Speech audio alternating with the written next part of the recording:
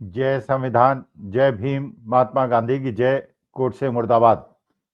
देखिए, ये प्रश्न बड़ा वाजिब है आज की तारीख में, क्योंकि पहले हमने सुना था कि हमारे देश के माननीय प्रधानमंत्री 56 इंच के सीने के हैं और वो किसी से डरते नहीं। ये भी हमने सुना था कि बचपन में जब वो छोटे थे तो एक मगरमच्छ को पकड़ के ले आए थे। मतलब इतने वीर थे कि बचपन में उन्होंने मगरमच्छों से खेला है। तो हम लोगों को, मानी बात है, भारतवासियों को इस बात का गर्व था और हम ये मान के चलते थे कि हमारे देश के प्रधानमंत्री इतने ज्यादा वीर हैं कि वो मगरमच्छ से खेलते हैं। और ये भी मोदी जी ने कहा था कि वो चीन की आंखों में आंखें डाल के लाल आंखें करके बात कर सकते हैं। जब वो सत्ता में आएंगे तो 35-40 रुपए का पेट्रोल डीजल मिलेगा, यही रामदेव जी ने भी कहा था। अन्ना हजारे ने कहा था कि एक लोकपाल बिल आएगा, उसके बाद बेईमानी सारी बंद हो जाएगी। मोदी जी ने कहा था सबको 15 लाख रुपए मिलेंगे, अच्छे दिन आएंगे और किसानों की आमदनी डबल हो जाएगी, महिलाओं को सुरक्षा मिलेगी, बच्चों को रोजगार मिलेगा, 2 करोड़ रोजगार हर साल मिलेंगे। हमने, देशवासी भोले भाले होते हैं, इमोशंस में आते हैं। एक तरफ अन्ना हजारे, रामदेव जैसे लोगों ने आंदोलन चलाया और दूसरी तरफ मोदी जी के ये आश्वासन, लोगों ने मोदी जी को सत्ता में बैठा दिया। हमने सोचा था कि हमारे देश के प्रधानमंत्री इतने वीर होंगे, जैसे इंदिरा गांधी ने 1971 में अमेरिकन प्रेसिडेंट को दो टूक जवाब दे दिया था और पाकिस्तान को 2 भागों में बांट दिया था। हमने सोचा था कि लाल बहादुर शास्त्री जैसे हमारे देश के नए प्रधानमंत्री मजबूत होंगे, जो लाहौर तक हमारी सेनाएं पहुंच गई थी। लेकिन धीरे धीरे, चलिए, ये बात तो समझ में आती है, क्योंकि अंतरराष्ट्रीय जगत में मोदी जी ने पहले कहा था वो ब्रिक कंट्रीज का साथ देंगे, अमेरिका का जो डॉलर का प्रभुत्व है उसको खत्म करेंगे। और इसके लिए उन्होंने शी जिनपिंग से और पुतिन से बहुत सारी मीटिंग्स भी की थी, आशा जगा दी थी ब्रिक कंट्रीज को। लेकिन चलिए, फिर कुछ अज्ञात कारणों से, कुछ ऐसे दबावों से मोदी जी को अमेरिका के सामने समर्पण करना पड़ा, सरेंडर करना पड़ा। ट्रेड डील भी करनी पड़ी जिसमें अमेरिका ने पूरा हमारा शोषण किया, हमारा पूरा नाजायज लाभ उठाया। अब चाहे वो एप्स्टीन फाइल की वजह से हो, चाहे अडानी जी के केस की वजह से हो, लेकिन अमेरिका के दबाव में आजकल हम काम कर रहे हैं। ये किसी को भी देख के समझ में आ सकता है कि हमने ब्रिक कंट्रीज को धता बताते हुए पूरी तरह से सरेंडर अमेरिका के साथ कर दिया है। कारण अज्ञात है। लेकिन हम ये सोच रहे थे कि ये तो चलिए अंतर्राष्ट्रीय विषय हैं, विदेशी मामलों के जानकार जयशंकर साहब हैं, आईएफएस अफसर, अमेरिका के राजदूत भी रहे, बड़े बड़े पदों में रहे, उनके पिताजी भी बड़े उच्च पदासीन थे। तो हमने सोचा था जयशंकर साहब शायद देश की समस्याओं का समाधान करेंगे। अच्छा, अपनी वीरता को बखारने के लिए हमारे national security adviser Ajay Doval साहब ने भी ये कहा था कि भारत वो देश है जो घुस के मारता है। इसका अनुमोदन जो है गोदी मीडिया ने भी किया था कि भारत घुस के मारता है। और घुस के मारने का मतलब ये है कि हम पाकिस्तान के अंदर भी जो भारत के शत्रु बैठे हैं उनको मारते हैं, कनाडा में भी जो हमारे शत्रु बैठे हैं उनको घुस के मारते हैं, अमेरिका में जो बैठे हैं उनको भी घुस के मारते हैं। चलिए, पाकिस्तान तो एक पिद्दी सा देश है, लेकिन कनाडा और अमेरिका ने इसको अन्यथा लिया। उन्होंने कहा कि हमारे देश के अंदर अगर भारत के लोग आके हमारे लोगों की हत्या करते हैं, अमेरिकन और कैनेडियन सिटीजन्स की हत्या करते हैं, तो ये हमारे अंदरूनी मामले में हस्तक्षेप है। क्योंकि उनका ये कहना था, क्योंकि कनाडा के एक नागरिक का मर्डर हुआ, अमेरिका के एक नागरिक पे अटेम्प्ट टू मर्डर हुआ, जान उसकी बच गई, लेकिन अमेरिका और कनाडा को यह शक था कि उसके पीछे भारत का हाथ है। अच्छा, हमारी सरकार ने कहा कि नहीं, हमारा कोई हाथ नहीं, हमें कोई लेना देना नहीं इससे। हमने मान लिया था, भाई देश की सरकार की बात तो मानेंगे, हम अमेरिका और कनाडा की बात थोड़ी मानेंगे। लेकिन अमेरिका ने एक निखिल गुप्ता नामक व्यक्ति को पकड़ा था, जो वहां का इंडस्ट्रियलिस्ट भी था और कहते हैं कि ड्रग पेडलर भी था, और उसने एक सुपारी किलर को गुरवंत सिंह पन्नू, जो अमेरिकन नेशनल है, अमेरिकन सिटीजन है और खालिस्तान का समर्थक है, उसको मारने की सुपारी दी। अच्छा, जिसको मारने की सुपारी दी वो अमेरिकन एजेंट निकला और उसने सारा रहस्योद्घाटन कर दिया और पन्नू के ऊपर अटेम्प्ट तो हुआ लेकिन मर्डर नहीं हो पाया। अमेरिका ने जब डोनाल्ड ट्रंप ने शपथ ली तो उसमें उन्होंने गुरवंत सिंह पन्नू को अपने स्वेरिंग इन सेरेमनी में बुलाया और शाम को जो डिनर दिया उसमें भी बुलाया। इसका मैंने पूरा सम्मान उन्होंने उस व्यक्ति को दिया जिसको भारत सरकार विद्रोही मानती है, अपराधी मानती है और जिसका अमेरिकन सरकार के अनुसार।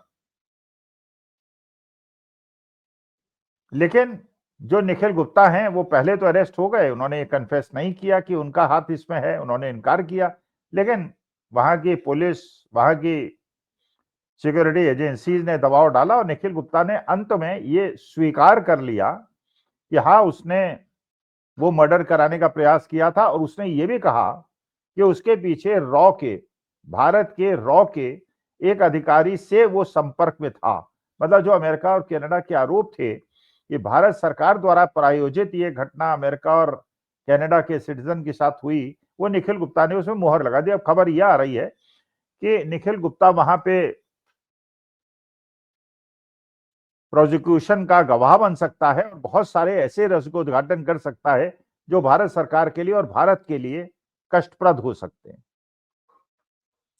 अच्छा, अब ये हम सोच रहे थे कि चलिए तो अंतर्राष्ट्रीय मुद्दे हैं, अंतर्राष्ट्रीय मुद्दों में शायद जयशंकर साहब और हरदीप पुरी साहब भी एक आईएएस अधिकारी थे और ऐसे ऐसे लोग हैं, अश्विनी वैष्णव हैं जो कि मिनिस्टर हैं, हरदीप पुरी भी मिनिस्टर हैं, जयशंकर साहब भी मिनिस्टर हैं। तो ऐसे लोगों के रहते और ये बताया गया कि देश पूरी तरह से सुरक्षित हाथों में है और मोदी जी ने देश को बड़ी तगड़ी सुरक्षा प्रदान कर दी। वैसे लोग पूछते रहे कि भाई मणिपुर में 2 साल आग लगी रही, मोदी जी वहां गए नहीं, अमित शाह जरूर गए लेकिन आग लगी रही। फिर वहां पे राष्ट्रपति शासन लगा, थोड़ी बेहतर स्थिति हुई और दोबारा जब मुख्यमंत्री वहां बनाए तो दोबारा आग लग गई है। पहलगांव, पुलवामा, उरी, पठानकोट, आतंकवादी हमले। तो आंतरिक सुरक्षा के मामले में भी, बाह्य शक्तियों के आक्रमण से भी हम कैसे सुरक्षित हैं, हम लोगों के लिए समझना बड़ा मुश्किल हो रहा था। अब ये जो घटनाएं घट रही हैं इसमें और नई नई घटनाएं घटी हैं जिससे रहस्य और ज्यादा, और ये भी महसूस होने लगा है कि हमारे देश के इतने 56 इंच के प्रधानमंत्री मोदी जी क्यों डरते हैं, अमित शाह से क्यों डरते हैं। समझ में आता है कि अमित शाह उनके पुराने सहयोगी हैं, उनके पास हो सकता है बहुत सारे राज मोदी जी के हों। तो मणिपुर में फेल्योर की बात और ये आरोप लगाने के बाद जब अमित शाह साहब खुद ही आरोप लगाते हैं कि देश के अंदर करोड़ों रोहिंग्या हैं, बांग्लादेशी घुसपैठिए हैं, जबकि उनको रोकने की पूरा अधिकार जो है अमित शाह साहब ही के पास है, तो अपने ही ऊपर आरोप लगाते हैं। लेकिन चलिए, अमित शाह साहब की बात तो समझ में आती है। लेकिन अश्विनी वैष्णव से और जयशंकर से और हरदीप पुरी से मोदी जी क्यों डरते हैं, ये बात मुझे समझ में नहीं आती। भाई हरदीप पुरी साहब ने तो ये स्वीकार कर लिया कि एपस्टीन जो एक सेक्स ऑफेंडर था और क्रिमिनल था, उससे बहुत बार हरदीप पुरी साहब की बात हुई। अच्छा, उस समय जब ये बात हुई 2014 के आसपास, उस समय हरदीप पुरी साहब ना वो मंत्री थे, ना वो डिप्लोमेट थे, ना कुछ थे, वो रिटायर्ड ऑफिसर थे। लेकिन किसके बिहाफ में वो कर रहे थे ये भी बात समझ में नहीं आई। ऐसा पर्सनल कैपेसिटी में भी कर रहे थे, उनके घर भी जा रहे थे, उनसे आदान प्रदान भी हो रहा था, क्यों कर रहे थे। लेकिन हरदीप पुरी साहब से मोदी जी ने रिजिग्नेशन मांगने के बजाय उनको बर्थडे में ऐसी ग्रीटिंग भेजी जिससे पूरे देश को दिखाएं, I am with Hardeep Puri, I don't care for any criticism. तो हरदीप पुरी से क्यों डरते हैं? क्या हरदीप पुरी साहब के पास भी कुछ इतने बड़े रहस्य हैं जिनसे शायद देश के प्रधानमंत्री नहीं चाहते कि पर्दा उठे? मैं आरोप नहीं लगा रहा हूं, मैं केवल संशय प्रकट कर रहा हूं।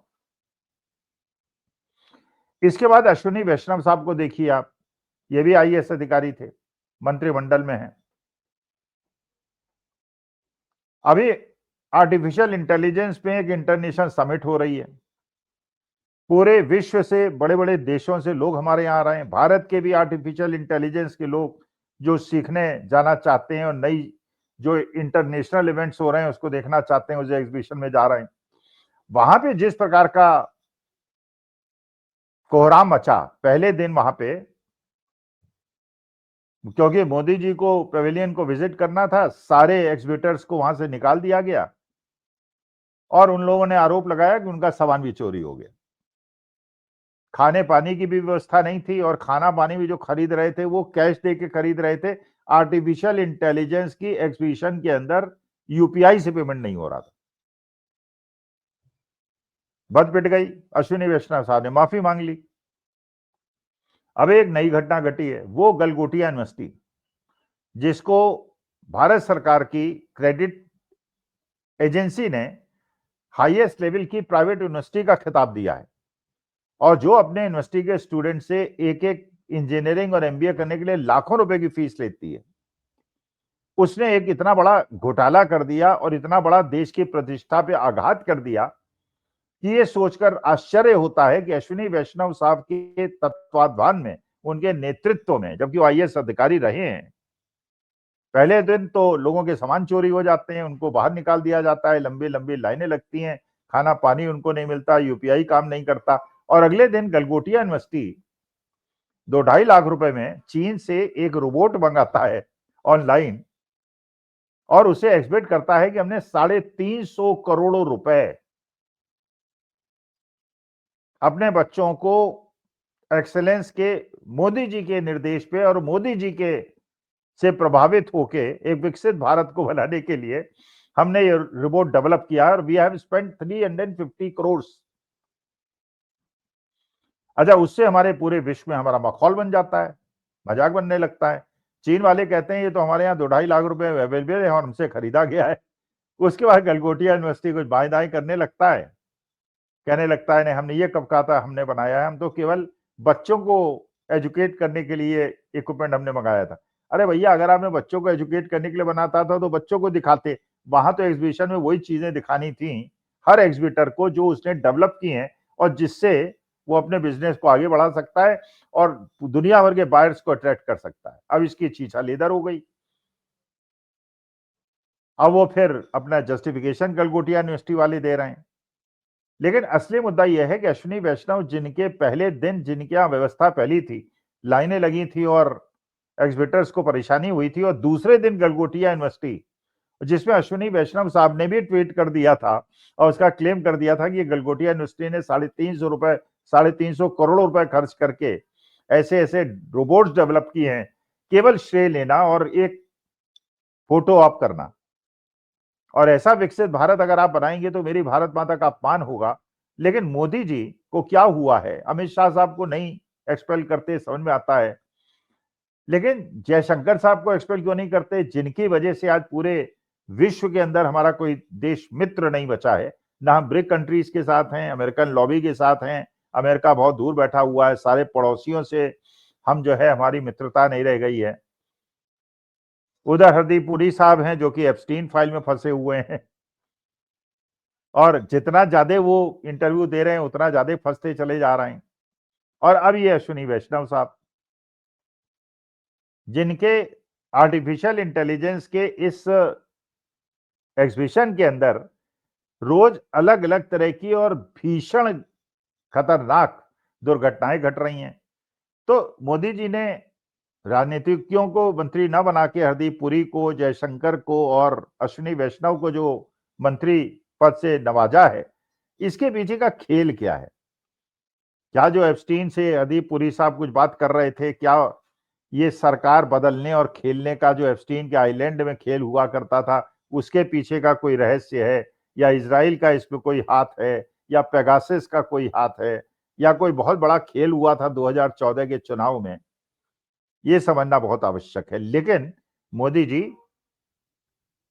अगर इसलिए आप इनको नहीं निकाल रहे हैं कि अगर इनको निकालेंगे तो ये सारे पर्दे फाश कर देंगे, तो देश के साथ अन्याय होगा। गलगोटिया यूनिवर्सिटी ने आज के तारीख में हमारे देश की प्रतिष्ठा को गिराया है, तो भारत माता के लिए, भारत माता की सम्मान के लिए कम से कम गलगोटिया यूनिवर्सिटी को और अश्विनी वैष्णव साहब को और हरदीप पुरी, जिनका एप्स्टीन फेम के आदमी हो गए, उनको, और जयशंकर साहब को तो कम से कम मंत्रिमंडल से बर्खास्त करें। अमित शाह साहब को नहीं कर सकते, आपकी मजबूरी हम समझते हैं, और उनका ज्यादा ध्यान जो है इलेक्शन लड़ने और लड़ाने में होता है। उन्हें मणिपुर से कोई लेना देना नहीं, उन्हें घुसपैठियों से कोई लेना नहीं। तो लेकिन भारत माता की प्रतिष्ठा के लिए हाथ जोड़ के प्रार्थना करता हूं, मोदी जी, ऐसे लोग जो हमारे देश की प्रतिष्ठा को गिराते हैं, अपने मंत्रिमंडल से बाहर कर दीजिए। नमस्कार, धन्यवाद और प्रणाम।